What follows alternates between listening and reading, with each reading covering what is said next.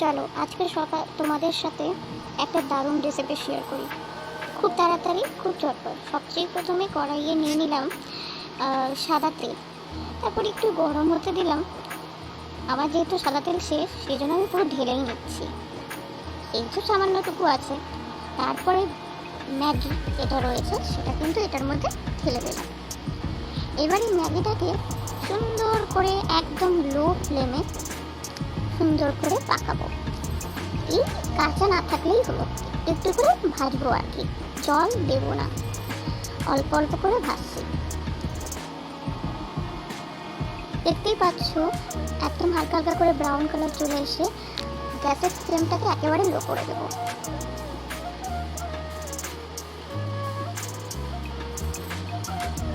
দেখো সম্পূর্ণ তেল তেল ভাব চলে এসছে, নিচে একটু লাল লাল হয়ে এসছে। তারপরে এটাকে সুন্দর করে একটু চালিয়ে নেব। দেখো কতটা লাল হয়ে এসছে। এই তোমরা চাইলে এখনো নামিয়ে নিতে পারো, আমি আরেকটু এটাকে ভেজে নিচ্ছি।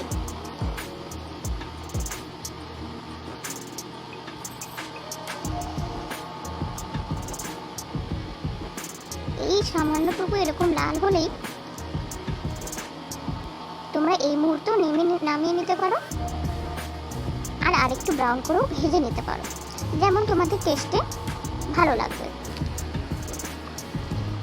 এরপর ভালো করে ওইভাবে চালিয়ে নিয়ে 2-1 মিনিট ঠিক করে চালানোর পর গ্যাসের ফ্লেমটাকে বন্ধ করে দিয়ে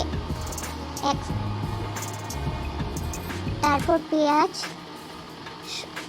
শসা, টমেটো, লঙ্কার গুঁড়ো একটা বাসনে নিয়ে নিতে হবে।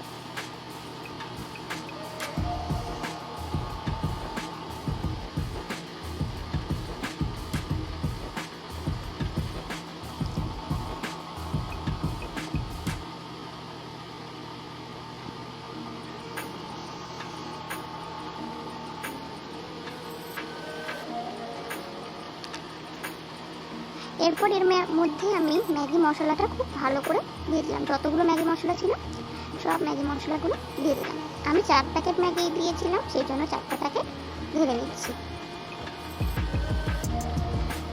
তারপর ম্যাগি দিয়ে দিলাম, ভেজে রাখা ম্যাগিগুলো। তারপর সানরাইজের একটু লাল লঙ্কার গুঁড়ো দিয়ে দিলাম। তোমরা চাইলে এটা স্কিপও করে দিতে পারো। তারপর দিলাম চিলি সস। এখানে শেজওয়ান সসটা দিলে সবচেয়ে বেশি ভালো হয়, কিন্তু যেহেতু বাড়িতে শেজওয়ান সস ছিল না, সেজন্য আমি একটু চিলি সসটা দিয়ে দিলাম। তোমরা এখানে শেজওয়ান সসটাই দিও।